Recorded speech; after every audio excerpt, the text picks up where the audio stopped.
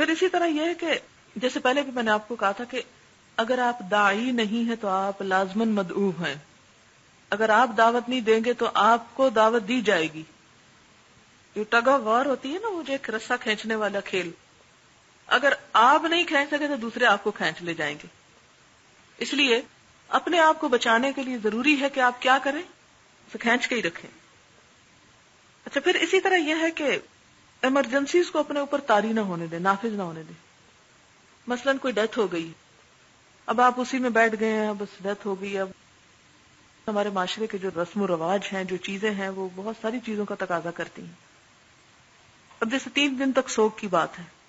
3 دن تک سوگ کا مطلب یہ کہ ٹھیک ہے آپ اپنے باقی کام بین کر دیں اور 3 دن تک آپ بیٹھ جائیں. لیکن تیسرے دن کے بعد آپ مقصود اس کا یہ نہیں غم آپ نکال دے دل سے. وہ کیسے نکلے گا؟ وہ تو غم غم ہے. بعض غم ساری زندگی ساتھ چلتے ہیں. یہ بھی نہیں ہو سکتا کہ آپ اس میں تعزیت چھوڑ دیں. تعزیت بھی کریں گے، تعزیت لیں گے بھی، لیکن کام نہ چھوڑیں.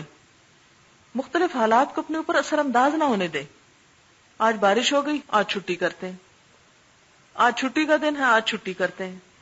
یعنی ہماری جو سرکاری چھٹیاں ہوتی ہیں، آج گرمی زیادہ ہوگی، آج سردی زیادہ ہوگی، آج فلانا معاملہ آ گئی. یہ سب بہانے ہوتے ہیں. اگر یہ بہانے ساتھ چلیں گے تو کام مشکل ہو جائے گا. پھر اسی طرح علم کا تکبر نہ کبھی ہو.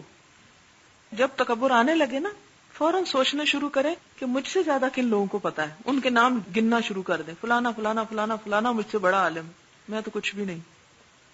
سبھی تکبر ختم ہونے لگے گا. جب آپ یہ دیکھتے نا یہ سب جاہل اور میں عالم، تکبر آئے گا. جب دل میں اپنی بڑائی آنے لگے، فوراً دیکھیں کہ آپ سے بہتر کون ہے، اس کو تلاش کریں. نفس نہیں چاہے گا لیکن اسے تلاش کریں، اسے سامنے لائیں. اس سے ایک اور چیز ہوگی، آپ کے اندر امپروومنٹ کی بات بھی آئے گی اور دوسرا ساتھ ہی عاجزی بھی پیدا ہوگی. پھر اسی طرح یہ ہے کہ تکبر ہی کی علامت ہوتی ہے یہ مشکل زبان استعمال کرنا، ان نون انفیملیئر لفظ دوسروں کے سامنے بولنا تاکہ وہ مروب ہو کے نیچے ہو جائیں. اچھا، یہ رویہ کہیں کہیں اپنانا پڑتا ہے، لیکن کہاں اپنائیں گے یہ؟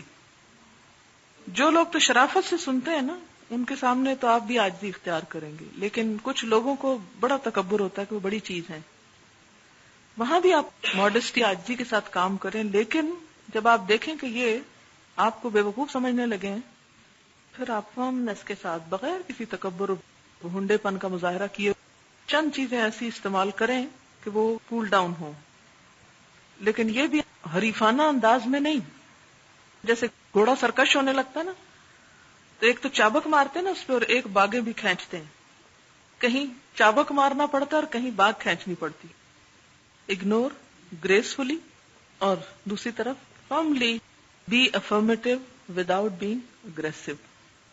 اچھا، اسی طرح ہم نا بعض اوقات بہت دیندار بننے کے لیے انشاءاللہ، ماشاءاللہ، جزاک اللہ، حیاک اللہ، بارک اللہ، معلوم نہیں کیا کیا بولنا شروع کر دیں. اور بعض اوقات بغیر کسی ریفرنس کے، بغیر کسی موقع کے انشاءاللہ میں کر رہی ہوں. کیا یہاں انشاءاللہ کا استعمال درست ہے؟ انشاءاللہ میں کر رہی ہوں، اس طرح کے ایکسپریشن نہ بولیں. اسی طرح جب مخارج ٹھیک ہو جاتے ہیں نا، تو ہاں خواہ خوب ہر جگہ نکالنا شروع کر دیتے ہیں، کہیں ٹھنڈی بھی کریں اس کو. اب ایک شخص مخرج سے اس نے کبھی کچھ سنا ہی نہیں، آپ اس کو ٹھیک ہے قرآن اگر آپ اسے سکھا رہے ہیں، اس کا درست کروا رہے ہیں، تو وہاں تو آپ مخرج استعمال کریں گے. لیکن اگر قرآن یعنی اس کی عربک نہیں سکھا رہے، ویسے ہی ایک درس دے رہے ہیں، مثلاً اس چیز کی حاجت ہے، تو حاجت بھی آپ بولیں گے تو سمجھ آ جائے گی. اگر آپ کہیں اس چیز کی حاجت ہے، یا اسی طرح عین نکالنے کی کوشش میں سارا بد مزہ کر دیں گے لوگوں. یہ کام نہ کریں، ان نیچرل ہو جاتا ہے. اپنے ماحول کے اندر ہی رہیں، جو زبان لوگ سمجھتے ہیں اس پر ہی رہیں، حتیٰ کہ لہجے تک میں بھی لانے کی کوشش کریں. مثلاً آپ دیکھ رہے ہیں کہ آپ کے آڈینس میں سے کچھ لوگ ایسے ہیں جن کو اردو کم اور انگریزی زیادہ سمجھ آتی ہے، تو آپ وہاں اردو بولنے کی بجائے ہلکے پھلکے انگریزی کے الفاظ بھی استعمال کریں. اور اگر آپ دیکھیں کہ یہاں وہ لوگ بیٹھے ہیں جو کہیں کہیں فرینچ ٹرمز بھی استعمال کرتے ہیں، تو کوئی حرج نہیں، کریں وہاں، تاکہ ان کے اندر یہ نہ ہو کہ اس شخص کو تو کچھ پتہ ہی نہیں. اپنی صلاحیت کے مطابق مثلا ڈاکٹرز آپ کے سامنے بیٹھے تو میڈیکل ٹرمز استعمال کریں، لیکن ایک عام شخص بیٹھا ہوا ہے اور آپ اس کو میڈیکل سکھانے بیٹھ جائیں، اچھا، اسی طرح امام ابن قیم نے ایک بات کہی ہے کہ جب کوئی آپ امر بالمعروف اور نہی عن المنکر کے، تو یہ دیکھیں کہ آپ کی بات سے برائی بڑھ رہی ہے کہ بھلائی پھیل رہی ہے. اگر آپ دیکھیں کہ برائی پھیل رہی ہے، فتنہ پھیل رہا ہے، خرابی زیادہ ہو رہی ہے، کوئٹ، چھوڑ دیں اس کو وہیں. اصل تعلیم وہی ہے کہ جس کے نتیجے میں خیر آئے، نہ کہ شر. لیکن کچھ چیزیں تو فرض ہیں. مثلا کوئی شخص آپ سے پوچھتا ہے کہ نماز ضروری ہے پڑھنی، تو آپ سے اچھا اگر میں نے اسے کہا نہیں 5 نمازیں ضروری تو وہ ناراض ہو جائے گا، تو میں ایسے کہتی چلو 3 ہی ٹھیک ہے. یہاں نہیں کمپرومائز کرنا، 5 ہے. پھر اسی طرح بعض اوقات ایک شخص آپ سے ایسا مسئلہ پوچھتا ہے کہ آپ کو پتہ ہے آپ نے بتایا تو وہ افینڈ ہو جائے گا، آپ وہاں سے شروع ہی نہ. مثلا بہت سے لوگ جب مجھ سے پوچھتے ہیں نیل پالش سے نماز ہوتی ہے کہ نہیں، میں انہیں کبھی نہیں کہتی ہاں یا نہ. میں انہیں کہتی ہوں کہ وضو میں کچھ فرائض ہوتے ہیں، کچھ سنتیں ہیں، کچھ مستحب چیزیں ہیں. اگر ہم فرائض جو ہیں ان کو چھوڑ دیں گے تو وضو نہیں ہوتا، اگر ہم سنتوں کو چھوڑ دیں گے تو وہ فضیلت نہیں وضو میں. مستحب امور ٹھیک ہے آپ کریں تو آپ کے نمبر اور پلس پوائنٹ ہو جائیں گے. اب فرائض کیا ہیں؟ فرائض میں جیسے بازو تک ہاتھ دھونا، چہرہ دھونا، پاؤں دھونا، مسح کرنا. فقہا یہ کہتے ہیں کہ اگر اپنے اوپر نہ لیں، فقہا یہ کہتے ہیں کہ ان میں سے اگر کوئی بال برابر جگہ بھی خشک رہ جائے تو وضو نہیں ہوتا. اچھا، اب ہم یہ دیکھتے ہیں کہ نیل پالش کا اثر کیا ہوتا ہے کہ جب وہ کسی چیز پر لگتی ہے تو اس پہ کوٹنگ ہو جاتی ہے تو پانی نہیں پہنچتا. اور بعض لوگوں کا خیال یہ ہے کہ جیسے پاؤں پہ مسح کر لیتے ہیں تو اس پہ بھی مسح ہو جاتا ہے. تو آپ صلی اللہ علیہ وسلم نے پاؤں کے مسح کی اجازت دی ہے لیکن بازو وغیرہ کے مسح کی اجازت نہیں ہے، تو ناخنوں کا بھی مسح نہیں ہو سکتا. یعنی وہ ممکنہ سوال یا جواب جو وہ آگے سے آپ سے کرے گا اس کو آپ خود ہی وائنڈ اپ کر لیں. پھر یہ ہے کہ اسلام نیل پالش کا دشمن نہیں ہے. اگر آٹا بھی لگا ہوا ہو نا تو اس کے نیچے بھی پانی نہ جائے تو وضو نہیں ہوتا. پھر اسی طرح میڈیکلی بھی یہ ہے کہ آکسیجن جو ہے جسم کے مختلف حصوں سے ابزارب ہونی چاہیے، تو اگر مستقل طور پر آپ اس کو کور کر دیں گے تو یہ آپ کی صحت کے لیے بھی اچھا نہیں ہے. اور ویسے عورتوں کے لیے تو اتنی آسانی ہے کہ مہینے میں اس ہفتہ نماز ہی نہیں پڑھنی ہوتی، ان دنوں شوق پورا کر لیں، اس کافی ہے. اب اس کا سوال یہ کہ حرام ہے کہ حلال ہے، اور آپ اس کے جواب میں صرف فتویٰ نہیں دے رہے، اس کے لیے عمل کے راستے کو بھی آسان کر رہے ہیں. تو جواب آپ کے ایسے ہونے چاہیے کہ جس سے دوسرے شخص کی بے عزتی مقصود نہ ہو، بلکہ آپ کا تعلیم کا جب اس میں انداز شامل ہو جائے گا تو آپ کو فائدہ ہوگا. اچھا، پھر اسی طرح یہ ہے کہ کوشش کریں کہ دل اور زبان میں موافقت ہو. یہ نہیں کہ دل میں آپ کسی کے ساتھ نفرت کریں تو زبان میں آپ تعریفیں شروع کر دیں، یہ حرکت نہ ہو. یہ منافقت اللہ کو سخت ناپسند ہے. ٹھیک ہے، اگر آپ کے دل میں نہیں ہے تو آپ بس اتنا ہی رہیں. ٹھیک ہے، بد اخلاقی نہیں کرنی آپ نے، لیکن چاپلوسی پہ مت اتریں، غلط حرکتیں مت کریں. انسانوں کو تو دھوکہ دے دیں گے، اللہ تعالیٰ کو نہیں. اچھا، اسی طرح تنقید سننے کا حوصلہ ہونا چاہیے. لوگ آپ پہ بات کریں، آپ تھوڑی دیر مسکرا لیں، کیا ہوا؟ ایک دم مشتعل نہ ہو جائیں سن کے. مجھے کہا تو کہا کیوں؟ چاہے وہ آپ کے شوہر ہی کیوں نہ ہو، چاہے وہ آپ کے والدین ہی کیوں نہ ہو، چاہے وہ آپ کے بچے کیوں نہ ہو. بچوں کی تنقید بہت ناقابل برداشت ہو جاتی ہے. تم کہاں تمہیں جرأت ہوئی تم مجھ پہ بات کرو؟ شرم نہیں آتی تمہیں؟ زبان سنبھال کے رکھو. نہیں، اس کو بھی انجوائے کرنا سیکھیں. اسی لیے دیکھیں نا کہ عدل اللہ تعالیٰ کو پسند ہے، اگرچہ وہ اپنے ہی خلاف بات جاتی ہو یا اپنے رشتہ دار یا دوست کے خلاف ہی کیوں نہ جاتی. اسی طرح دین کی تعلیم دے کر آپ یہ مت سمجھیں کہ آپ دوسروں پہ احسان کر رہے ہیں، آپ ہمیشہ سمجھیں اپنے پہ احسان کر رہے ہیں.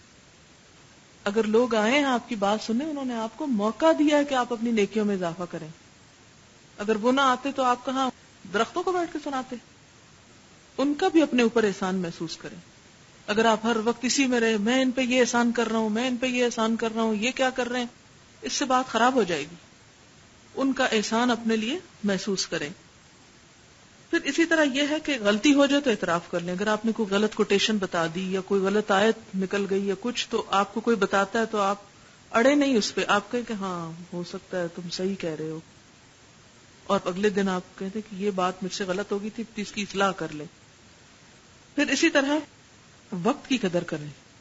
ہم عموماً کام کی کوالٹی اس لیے خراب کر بیٹھتے ہیں کہ ہم وقت کی قدر نہیں کرتے. اچھا ایک چیز ہوتی ہے کہ جب آپ پڑھانے کے لیے جاتے ہیں نا، آپ کو ایک مزاج چاہیے ہوتا ہے. اگر آپ خوب گپ بازی کر کے جا رہے ہیں، باتیں کرتے جا رہے ہیں، جب آپ وہاں جا کے بیٹھیں گے تو وہ ٹیمپو ہی نہیں بنے گا. کوشش کریں کہ درس سے پہلے کچھ دیر خاموشی ہو. اور اگر سمجھے کہ آپ کے ساتھ کوئی گاڑی میں ایسا شخص بیٹھ گیا جو بہت بولتا ہے اور آپ کو بلوا رہا ہے، تو بھی آپ ہاں کرتے جائیں. میں عموماً جب پنڈی جاتی ہوں نا تو میرے ساتھ کبھی کوئی ہوتا ہے کبھی کوئی، تو میں انہیں کہتی ہوں دیکھو واپسی پہ باتیں کریں گے. بیٹھتے ہی کہہ دیتی ہوں واپسی پہ خوب باتیں کریں گے، ابھی ذرا میں تھوڑا سا پڑھ لوں. دوسرا مائنڈ نہیں کرتا. لیکن اگر آپ اس کو نہیں کہتے اور اپنا پڑھتے چلے جا رہے ہیں یا کچھ، تو اس سے گڑبڑ ہوتی ہے. میں ہمیشہ سوچتی ہوں کہ اللہ تعالیٰ نے نماز سے پہلے وضو کیوں رکھا ہے؟ وہ ایک پریپریشن ہوتی ہے. اسی طرح درس دینے سے پہلے علمی پریپریشن کے ساتھ فزیکل پریپریشن بہت ضروری ہے.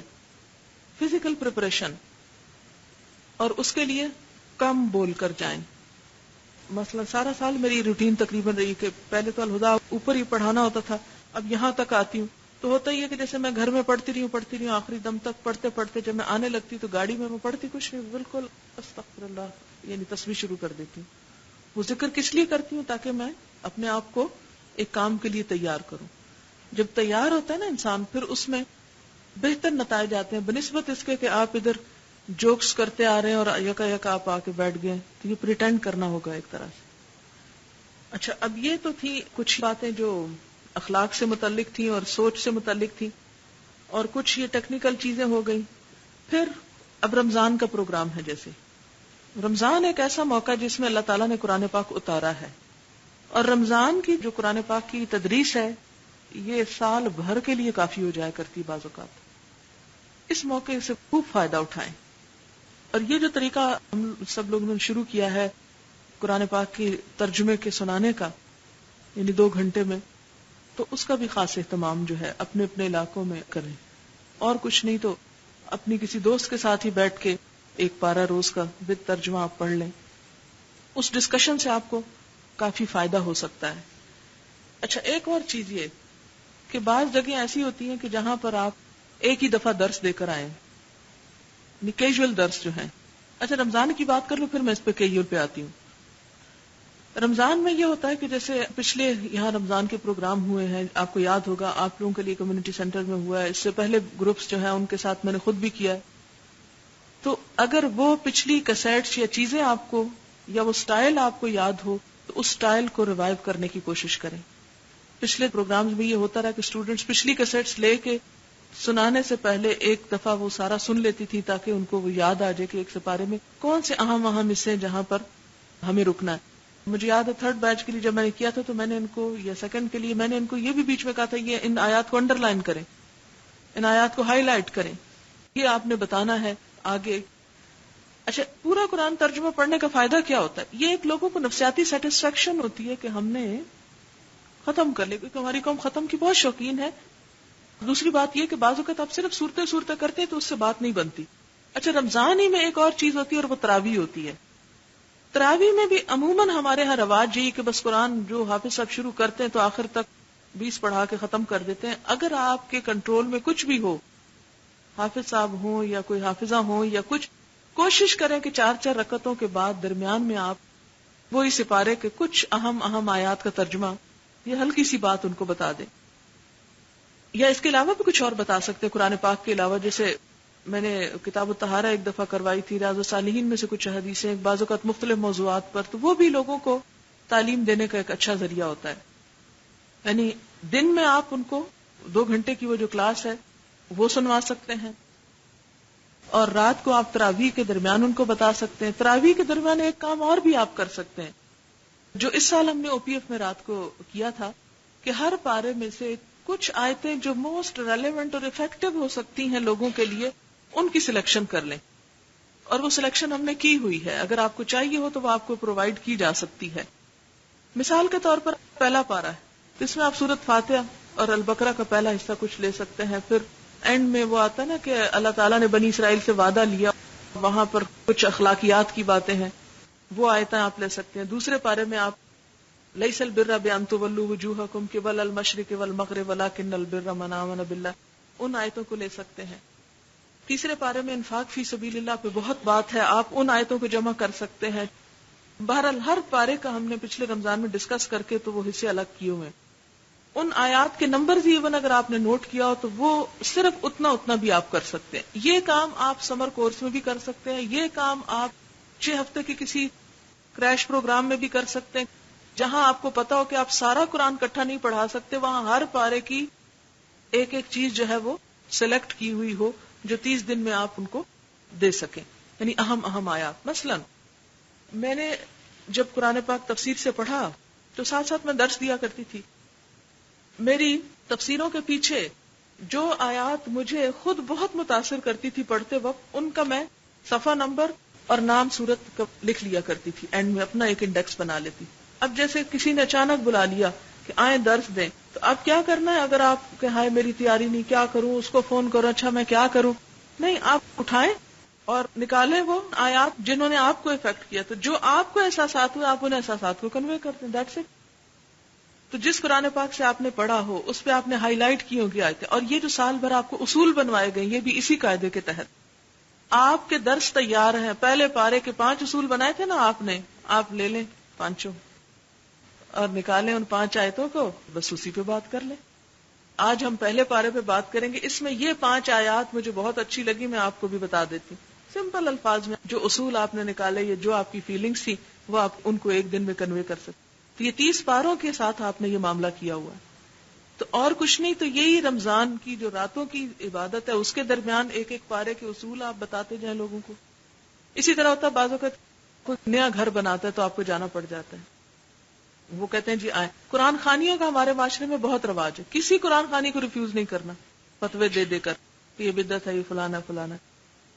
اس وقت آپ ان سے کہیں کہ دیکھیں ہم پڑھتے تو ہیں لیکن ہمیں یہ بھی پتا ہونا چاہیے کہ کیا کہتا ہے قرآن. تو اگر ہم تھوڑا سا حصہ کر لیں، عموماً لوگ سورۃ یاسین 41 دفعہ پڑھواتے ہیں، پھر وہ آپ سے کہتے ہیں اچھا دعا کرتے ہیں. آپ پاک دعا آپ کو اچھی طرح مانگنی آنی چاہیے. اچھا اس کے بعد یہ کہ اسی سورۃ یاسین کو نکال کے آپ کہیں کہ ہم نے ابھی 41 دفعہ سورۃ یاسین پڑھی، چلے ایک دفعہ یہ دیکھ لیتے ہیں کہ اس میں کیا میسج ہے ہمارے لیے. اس میں چند آیات نکال کے عموماً میں کیا کرتی ہوں، اس میں ونفخ فی الصور فاذا هم من الاجداث الى ربهم ينسلون وہ بتا دیا. اگر بالکل ایک ایسے لوگ ہیں کہ جو اس نیت سے آئے نہیں درس سننے کی، بعض اوقات ہوتا ہے نا خاندان کا کوئی گیٹ ٹوگیدر ہوتا ہے، کوئی کھانا ہوتا ہے، کوئی فنکشن ہوتا ہے، کوئی اور سوشل گیدرنگ ہوتی ہے، تو اس میں بھی چانس لینے کی کوشش کریں. لیکن ایسے موقع پہ نہیں کہ جب لوگ بالکل ہی متوجہ نہ ہوں. یعنی تھوڑی بہت جیسے وہ قرآن خوانی کروا لیتے ہیں یا تھوڑا بہت کچھ. اچھا ایک اہم بات، کبھی یہ کوشش نہ کریں کہ آپ لوگوں کے سپارے بند کروانے شروع کریں. ہرگز نہ کرنا ایسا. آپ لوگوں کو offend کر دیں گے اور آپ کا درس 0 پہ چلا جائے گا. یعنی آپ جاتے ہیں نا کہ قرآن خوانی ہو رہی ہے تو قرآن پڑھ لیا لوگوں نے، اب آپ نے درس کرنا ہے، اب آپ مت وہاں آرڈر جاری کریں بند کریں ذرا یہ سب، میں اب آپ کو درس دیتی ہوں. یہ کام نہیں کرنا. اور بعضوں کہتی ہوتا ہے کہ صاحب خانہ offend ہو جاتے ہیں کہ ہم نے لوگوں کو بلایا اس کام کے لیے اور یہ کیا کرنے جا رہی ہیں. تو اس میں آپ صاحب خانہ سے تھوڑی سی بات کر لیں اور ان کو کہیں کہ لوگوں نے کافی پڑھ لیا، اگر آپ ان سے کہہ دیں کہ اپنا اپنا نشان رکھ کے باقی گھر میں مکمل کر لیں تو ہم تھوڑا سا یہ کر لیتے ہیں، یا جانے سے پہلے ہی آپ ان سے طے کر لیں. اور صاحب خانہ اگر خود کہے نا آئے ہوئے لوگوں کو کہ بس جتنا آپ نے پڑھ لیا کافی ہے، کیونکہ پڑھوا تو وہ رہا نا، مزدوری وہ کروا رہا ہے.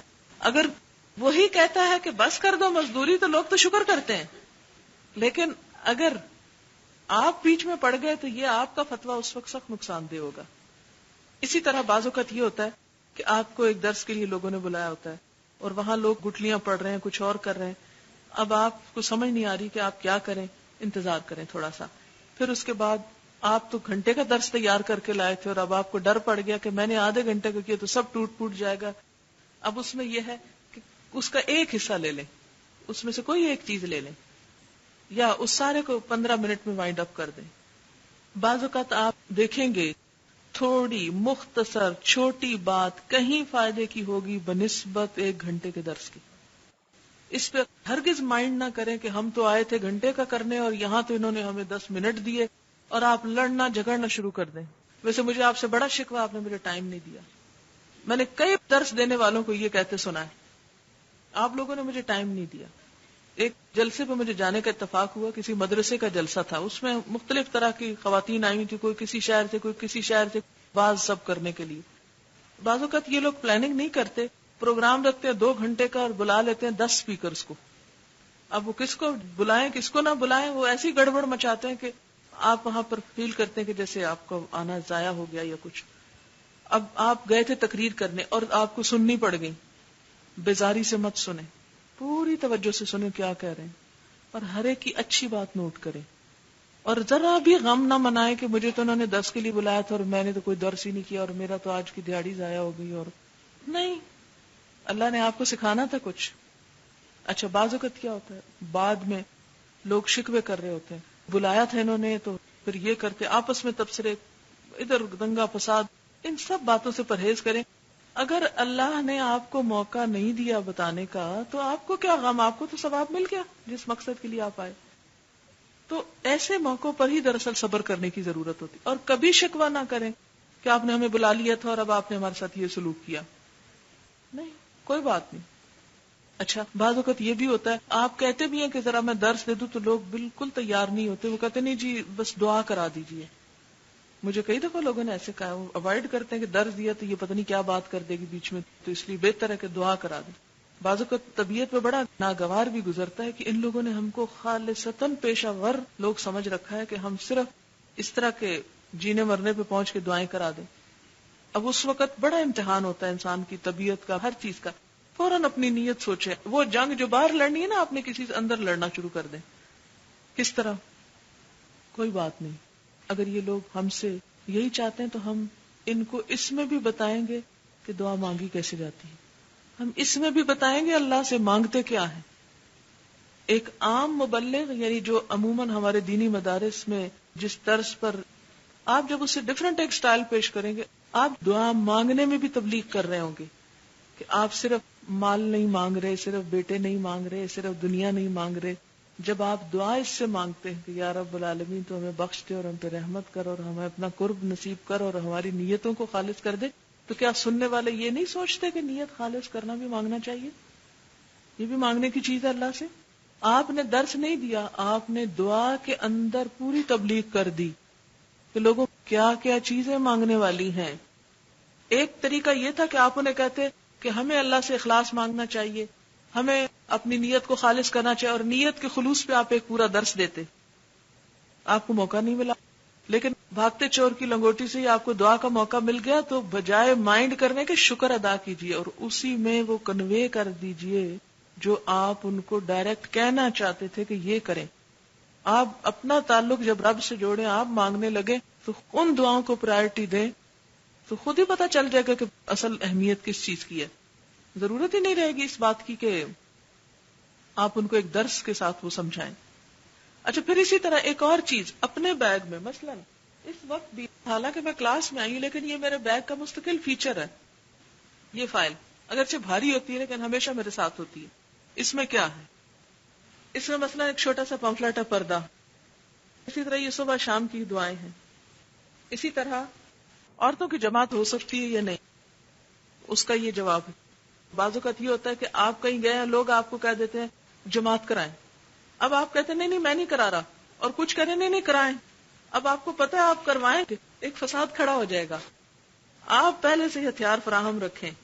لوگ آ جائیں گے یہ جماعت سے نماز بالکل نہیں ہوتی عورت کی، یہ سب کی نماز باطل. یہ ریفرنس ساتھ رکھے ہوتے ہیں میں نے. جو ہی لوگ کریں تو یہ ان کو کہ اچھا یہ میں آپ کو دیتی ہوں، ذرا آپ گھر جا کے اس کا مطالعہ کر لیجیے. اس میں وہ ساری دلیلیں. اسی طرح بعض اوقات لوگ کہتے ہیں اچھا آپ کہتی ہیں سود حرام ہے، حرام ہے، ہمیں حل بتائیے. یہ ایڈریس رکھا ہوا ہے اس بینک کا کہ جس میں انویسٹمنٹ کی جا سکتی ہے. یہ پریکٹیکل چیز ہے نا، جو لوگ ہر جگہ ٹپیکل سوال پوچھتے ہیں آپ سے، ٹپیکل حل چاہتے ہیں. یہ چیزیں آپ کے ساتھ ہونی چاہیے. یہ نہیں اچھا وہ میں گھر سے بھیج دوں گی، کس نے گھر سے بھیجنا اور کہاں جانا. پھر اسی طرح یہ ہے کہ کئی دفعہ لوگ کہہ دیتے ہیں اچھا الہدا کیا ہے، آپ کا ادارہ کیا چیز ہے. اس کے لیے میں نے یہ 2 چیزیں رکھی ہوتی ہیں. ایک تو یہ الہدا کیا ہے، اس کی کچھ کاپیز، اور ایک یہ جو الہدا پہ چھپا تھا ایک آرٹیکل انگلش میں. اگر کوئی انگلش سمجھنے والا ہے تو اس کو آپ انگلش کا بتا دیں، اگر کوئی اردو جاننے والا ہے تو آپ اس کو اردو کا بتا دیں. کئی دفعہ لوگ کہتے ہیں اچھا الہدا کا ایڈریس دے دے، اس کے لیے میں نے کارڈ رکھے ہوئے ہوتے ہیں اپنے پاس. اس وقت بعض اوقات کسی کے پاس پین نہیں ہوتا، کسی کے پاس کاغذ نہیں ہوتا. ایک شخص کو شوق آیا اس وقت آنے کا، کچھ حجاب لینے کا، کوئی چیز خریدنے کا، اور آپ کہ اچھا وہ پھر میں آپ کو بتا دوں گی. یہ چیز بڑی امبیرسمنٹ کی ہوتی. ایک دفعہ دو دفعہ تو آپ سے ہوا، لیکن آئندہ کے لیے آپ اس کی تیاری کر کے رکھیں کہ وہ چیزیں آپ نے اپنے پاس رکھنی ہیں. اچھا، اسی طرح بعض اوقات یہ ہوتا ہے کہ لوگ پریشانی کا اظہار کرتے ہیں کہ دل نہیں لگتا، ڈپریشن ہے یا کچھ. اس کے لیے یہ دعا میں نے کافی تعداد میں فوٹو کاپی کر کے اپنے پاس رکھی ہوتی ہے. یہ حضور صلی اللہ علیہ وسلم کی ان دعاؤں میں سے ہے جو آپ پریشانی کی حالت میں پڑھا کرتے تھے. آپ وہ لوگوں کو پڑھنے کے لیے دے دیں، ورنہ آپ زبانی انہیں بتانا بھی شروع کر دیں آپ یہ کریں، وہ اتنا گھنٹہ لگ جائے گا کہ اس میں مشکل پڑ جائے گی. اچھا، اسی طرح کوئی شخص آپ کو بتاتا ہے کہ تہجد میں پڑھتا ہوں یا کچھ، تو آپ اس کو کہ اچھا آپ وہ دعا پڑھتے ہیں، وہ تہجد والی دعا، یہ دعا پڑھ لیں. تو اس سے اس کو یہ ہوگا کہ آپ اس کی کیئر کر رہے ہیں، آپ اس کو ایک پریکٹیکل چیز جو ہے وہ بتا رہے ہیں. اسی طرح صبح شام کی یہ دعائیں جو ہیں ان کے انگلش ٹرانسلیشن بھی ساتھ رکھے ہوئے کہ کچھ لوگ اردو پوری طرح نہیں سمجھتے تو ان کو یہ دے دی جائے. پھر اسی طرح کچھ لوگ ایسے ہوتے ہیں کہ جو وظیفہ لیے بغیر آپ سے ٹلتے ہی نہیں ہیں، تو ان کو وظیفہ بھی دیا کریں. مثلا صحت کے لیے بعض لوگ کہتے ہیں تو یہ آیات شفا ہے، یہ آپ دے سکتے ہیں. بعض لوگ جادو کی شکایت کرتے ہیں، ان کو حقیقت یا وہم لاحق ہوتا ہے کہ جادو ہو چکا ہے، تو اس کے لیے آپ کے پاس منزل ہونی چاہیے. منزل نام کی وہ ہے نا آیات شفا یا منزل جن کو بولتے ہیں، وہ اپنے ساتھ رکھیں. اچھا، اسی طرح جیسے یہ آیات شفا کا بھی انگلش ٹرانسلیشن ہے. پھر اسی طرح صبح شام کی دعاؤں کے کارڈز آپ کے پاس ہونے چاہیے، ان کو آپ ساتھ رکھیں. جو جو چیزیں اویلیبل ہوتی ہیں نا ان کو اپنے ساتھ اویلیبل کر لیں. اچھا، بعض اوقات یہ ہوتا ہے نا کہ ہم کہتے ہیں کہ کہاں سے پیسے لائیں، اس میں اپنی جیب سے تھوڑا خرچ کر لیا کریں کہ چلو میری طرف سے صحیح ایک چھوٹی سی چیز، کوئی بات نہیں. اگر اللہ تعالیٰ اتنی توفیق دے، اور بعض اوقات نہیں ہوتا، تو اس میں آپ یہ بھی کر سکتے ہیں کہ آپ اپنے ایسے قریب رشتہ دار دوست، اور وہ اکثر جو پوچھتے رہتے ہیں ہم کوئی اچھا کام کرنا چاہتے ہیں، آپ ان کو بتا دیا کریں اچھا آپ یہ کتاب چھپوا لیں یا یہ دعائیں چھپوا لیں. مثلا پنڈی میں آتی تھی ٹی سی کے درس میں، تو مجھے کہتی تھی آپ نے کچھ چھپوانے کا کام کرنا ہے، تو میں نے کہا کہ ہاں کرنا ہے، کہ یہ صبح شام کے کارڈ چھاپ دو. اسی طرح مثلا آپ دعاؤں کی کتاب یا کوئی چیز خرید کر تقسیم کر رہے ہیں، آپ اس پیسے کو ریسائیکل کر سکتے ہیں.